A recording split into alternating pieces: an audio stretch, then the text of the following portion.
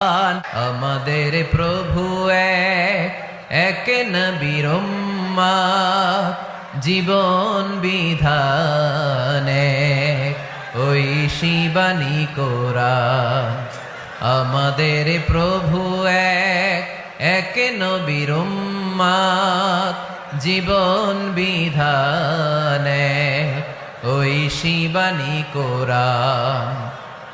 তবে কেন এক নও হে মুসলমান, একে হও করিয়া আহ্বান। ঠিক কিনা?